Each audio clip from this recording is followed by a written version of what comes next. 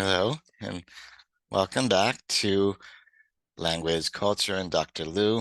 I'm so glad to be moving on to a new topic. I like discussing political buzzwords lately, but I'm getting a little sick and tired of talking politics, so I'm happy to be moving on to some more fun and light discussions.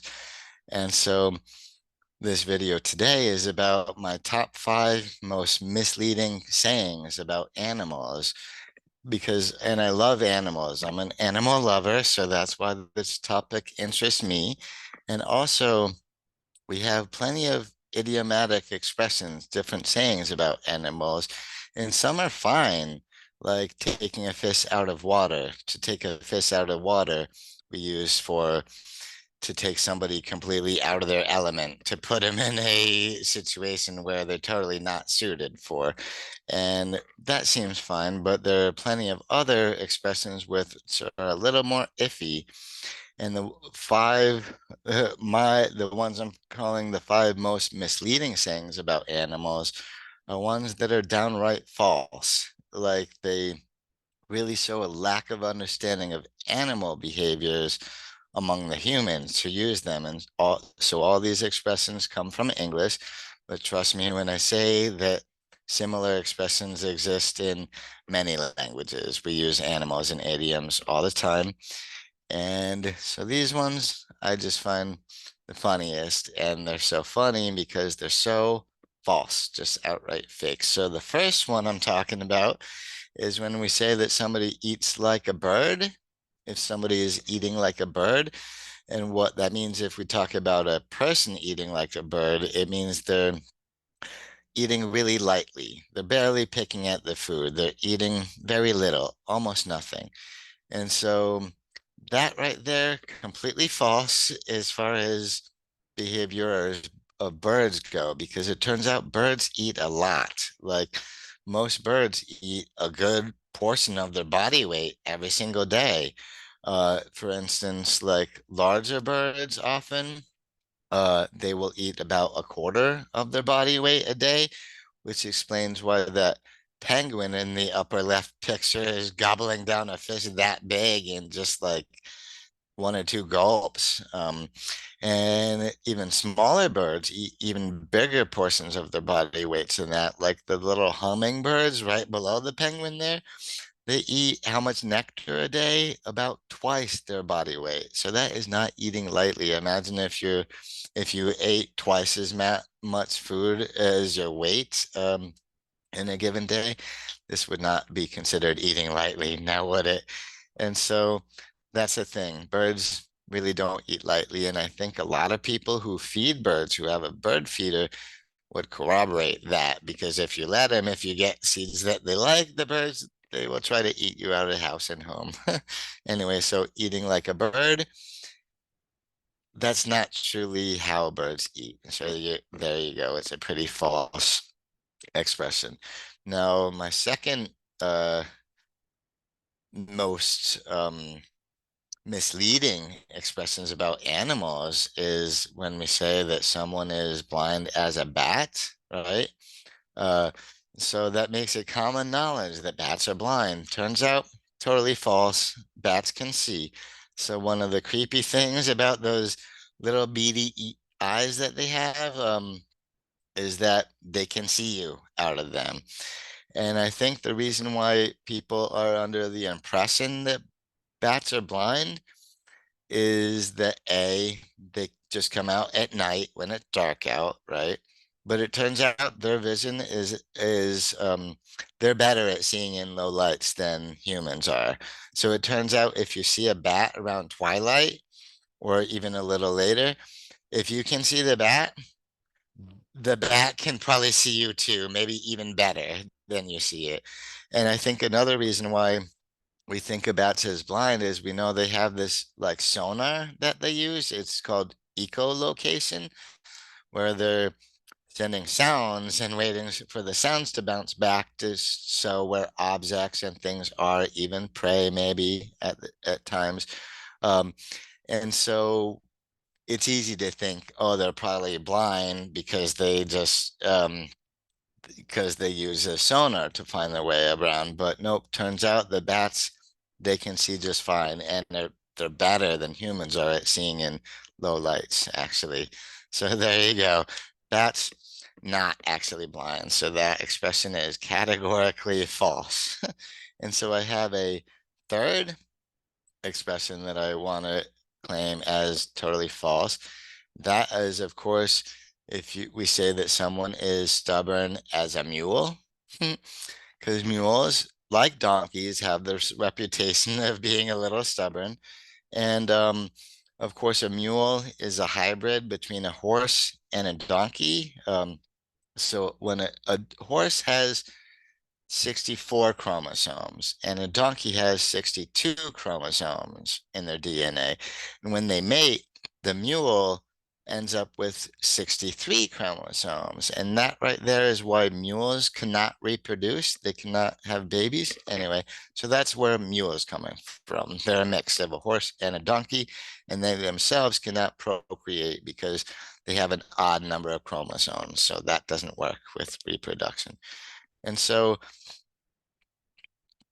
I said donkeys and mules both have reputations of being stubborn, not always doing what they're asked. And so that's why we have this expression, stubborn as a mule. As it turns out, mules are not actually all that stubborn as compared to other animals. And the thing is, mules, much like donkeys, mules are very, very smart. They're really known for their problem solving skills, really smart animals. They also have a strong instinct for self-preservation, which means they will not let themselves get put in danger. So if you're trying to put a mule in a situation that's too dangerous, it's not gonna want to do that. It's gonna resist. And that's not a mule being stubborn. It's just self-preservation. And it's also mules, they won't let themselves get way overworked to this point of passing out, getting exhausted, and possibly, medical problems from that. So mules, they're very smart and they're very self-preserving. So I would argue that when a farmer or a human is trying to get a mule to do something that it won't do, that it's the human being the stubborn one, trying to overwork the mule or put it in danger. And the mule is just being smart enough to stay alive, pretty much. That's what I would say. Now, I have some scientific data to back me up here. There was actually a study done as a collaboration between a university and a donkey sanctuary. And they tested four groups of animals on stubbornness versus flexibility. And by flexibility, they mean willingness to learn. And if they are learning to learn, and whereas stubbornness means basically refuse to adapt, refuse to learn anything new to accomplish a task, so being stubborn. So when you took the results from all four groups that were tested, which were dogs, horses, donkeys, and mules. Of course, the donkey sanctuary made this easier to get horses, mules, and donkeys all in the groups. And they also included dogs, which I'm glad they did because we consider dogs man's best friend. And so on this little chart here, actually, it's, well, a graph rather. Um, It turns out that of the four animals studied, dogs were the most stubborn of them all. It's funny, we call them man's best friend, but they were the least willing to learn. They were not good at learning to learn, at adapting their behaviors to accomplish a task. They were the most stubborn of them all, followed by horses, which were a little more willing to learn, a little more flexible, but still much more stubborn than flexible. Then donkeys were even more flexible than the horses, even, but still every bit as stubborn as they are flexible. And so the most flexible group of all and the least stubborn group among the four was mules. So I thought that was really funny that I discovered some scientific evidence that mules are certainly not the most stubborn animals on the planet. And that supports my theory that humans are actually the stubborn ones in the mix. If we're calling a mule or a donkey stubborn, that animal is just being smart enough to preserve themselves to make sure they stay alive, as far as I can tell anyway. So there you go. Turns out mules not actually still so stubborn, but really good problem solvers and very good thinkers. So that was three, and now my fourth expression that I find super misleading about animals. And I take this one to heart because I am an animal lover, and especially possibly my favorite animal of all is kitty cats and cats. And so um, we say that cats have 9 lives, which I understand this where it comes from because cats have a tendency to seem fully disappear and then magically reappear sometimes later. We also, many of us have witnessed a cat falling from the big height and landing on all fours and being fine and all that. So the cats are pretty resilient and they have this pretty amazing ability for when they're falling to upright themselves and land on all fours. But the fact is, they don't always land on all fours. Cats, they're mortals, like all the rest of us mammals.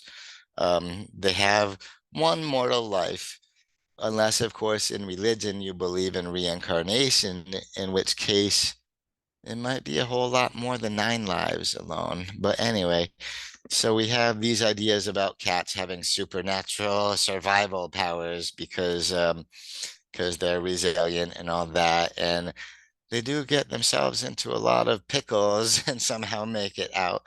But the truth is, they don't always land on their feet. Especially if they fall from only like one story, they might not have time to upright themselves and they might get really injured. Cats, they get injured and sometimes killed from falling. So let's not pretend they have supernatural powers like they're magic. And it's not modern people's faults that we have this expression that we believe this, because honestly, this kind of mythology, this goes back to ancient cultures, like in ancient Egypt, for instance, they believe cats to be sacred and have special powers and all of that. And although I do agree that cats are amazing, they're just mortals like the rest of us, like any living being. So, um, one mortal life. Um, and then beyond that, what happens to anyone's immortal soul? That's a matter of religion. But as far as scientists can tell, just one like the rest of us.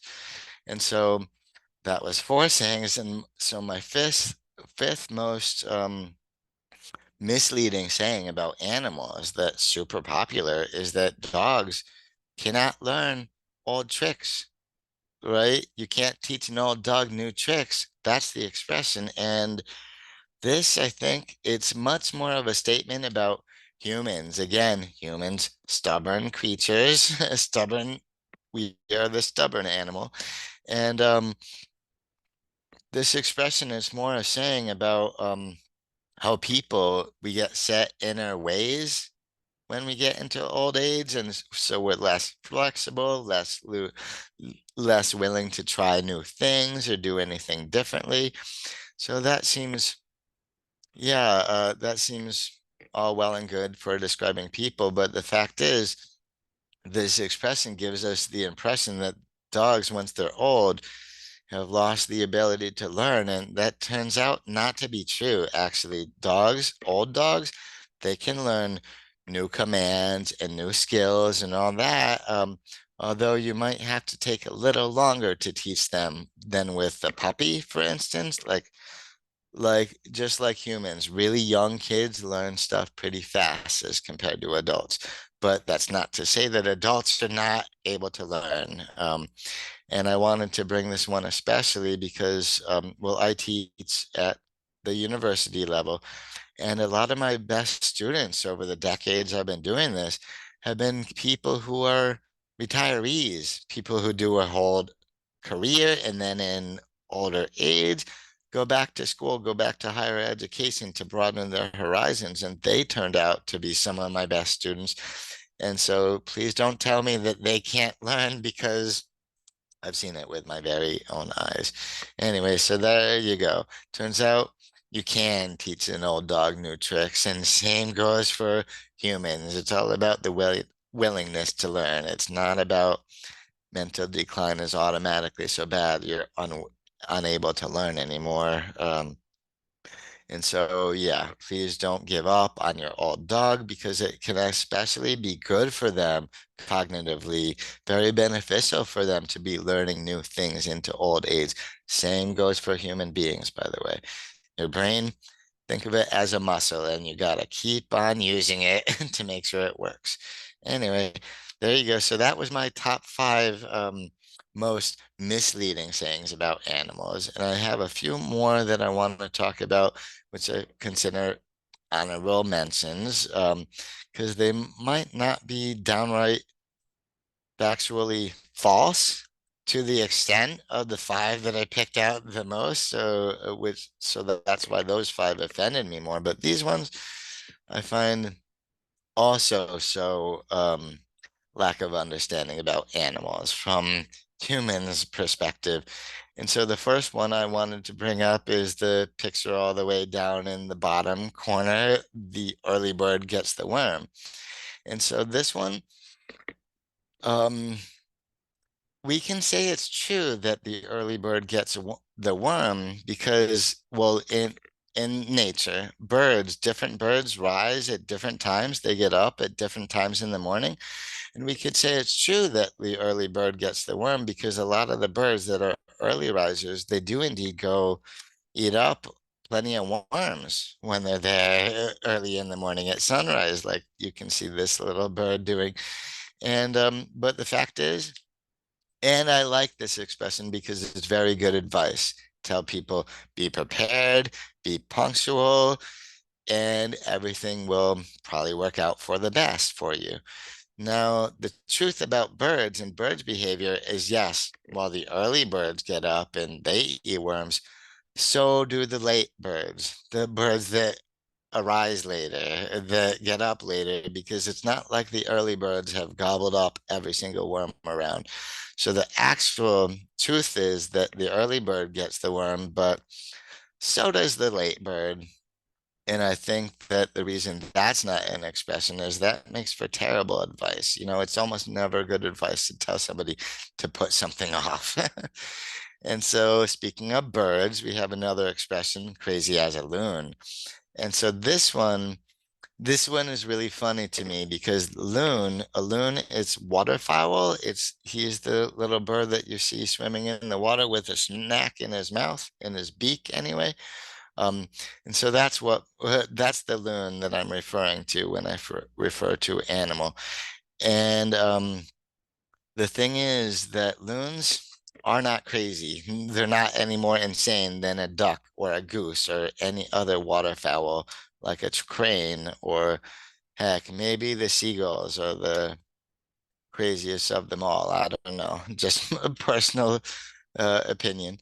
Um, but loons are not crazy. They're actually very well known as very skilled, very adept at flying and diving and fishing, all of that.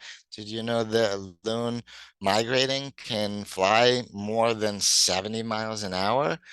Pretty fast, and they can dive down into a lake and submerge in the water without making a splash and then continue torpedoing their way down to catch their prey and then do a 180-degree turn and come back up with it. It's all pretty impressive. They're very methodical and they're very good at what they do, but there's nothing crazy about their thinking. Now, why does this saying still persist? For two reasons, I think. Number one is loons can kind of sound a little crazy. When you hear a loon do its yodel, loons have several calls. There's a wail and a yodel. and one called tremolo. Um, and especially the yodeling to me, it sounds like if this were a human voice, they would be maniacally laughing, a maniacal laugh kind of a deal, maniacal laughter, like, oh my God, is this person criminally insane? So that's why that's why maybe they have that reputation is they sound a little nuts, but trust me, they're not. They're actually pretty good at what they do, pretty smart at what they do. And also the reason this expression sticks around is loon and loony are both short for lunatic. And yes, same spelling because Lune, that is something that's shaped like a crescent. It's in a moon shape, and I know that because that's from French. Um, and so crazy as a loon, crazy as a loony, crazy as a lunatic. This seems to make a lot of sense, but trust me, the birds themselves, the loons, which are the common loon is really most common to North America, and of course, very, very widely known in Canada. And so, yeah, they're not crazy indeed. They just sound that way. And so, crying crocodile tears, that's another expression that's very misleading. When we say that somebody is crying crocodile tears, that means they're faking emotion, like they're faking being sad or they're faking sympathy, they're faking empathy, all this. They're really faking emotion. That's what we're talking about when we say crying crocodile tears. So while it's true that when crocodiles do cry, tears, when tears come out of their mouths, they're not sad. This part's true. But the truth is, they're not faking emotion either. When crocodiles cry tears, it's a physiological response, kind of like when a human is cutting an onion and we cry actual tears. Does that mean that we're faking being sad? No, it has nothing to do with emotion or emotions. It's just physiological response. And so that's also where crocodile tears come from. It's a little different. What it is when a crocodile, just like alligators, they can cry tears too. Um, they have the glands and everything. When a crocodile is eating, they really chomp down a lot. They really go at it ferociously. And when the process of that is going on, they end up getting air bubbles in their sinuses, which create a lot of sinus pressure. And then that sinus pressure ends up telling some glands to put fluids, which the fluids that are getting pushed out are little tears. But trust me when I say the crocodile is not faking anything, they just can't help it. They can't help it. It's just as involuntary as if you cry when you're cutting an onion. There you go. And so the last two expressions don't have as much to do with animal behavior, but I thought they were worth mentioning because I find them crazy, crazy, crazy, and really funny. And both of them, one thing worth mentioning is both of them, the bee's knees and the cat's pajamas, both of them got very popular in the 1920s. One thing to remember about the 1920s, we called it the Roaring 20s. Lots of jazz going on, very crazy, crazy times in the US. And so the Roaring 20s, and both of these expressions that got very popular then. So talking about the bee's knees to start with, the origins of that expression are a little unclear. And what it means is that if something is the bee's knees, it means it's great or it's the best, it's top shelf. And if someone is the bee's knees, we're calling someone is the bee's knees, oh, they're the coolest, they're the greatest. So I don't see how something so minuscule, so tiny, ends up getting called great in language that doesn't happen very often. Um, so I think two likely origins of this expression would be one is a sort of contortion of the expression the business, meaning something's great. Oh, that's the business. Means, oh, that's great. That's the best. Um, and so the business to the bee's knees, business, bee's knees could be And plus bee's knees, it's just so much more fun to say because it's rhyming and all that way. And so another possible explanation for the bee's knees, in addition to the Roaring Twenties being so crazy that they decided to say crazy things that it just fun to say, even though they're kind of nonsensical, is that this expression goes back further. In the 1700s, people used this to mean something really small, something very small. So that to me makes a lot of sense because if bees have knees, they must be so teeny tiny we can even barely see them. Probably not even with our naked eye. Um, and so there you go. The bee's knees. I think the most the best expression for that, the best explanation for that expression is that in the 1920s, they were saying lots of crazy stuff, making up lots of crazy sayings. And I think that's more a reflection of the craziness of the times. Same goes for the cat's pajamas, right? I find this expression insane because, well, I know cats and I've never met a cat who was actually willing to put on clothing, who had actually wanted to wear any clothing. To me, the cat's pajamas, totally insane.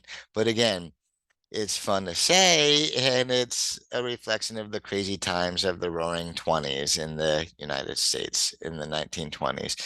And so, and I think it's insane because the pajamas thing, I can't see cats wearing anything, but the fact is, we also have an expression if something is or somebody is the cat's meow. They're super cool. I like that one because that does reflect cat behavior, right? Cats, they meow. That's their way of talking to us. Anyway, so there you go.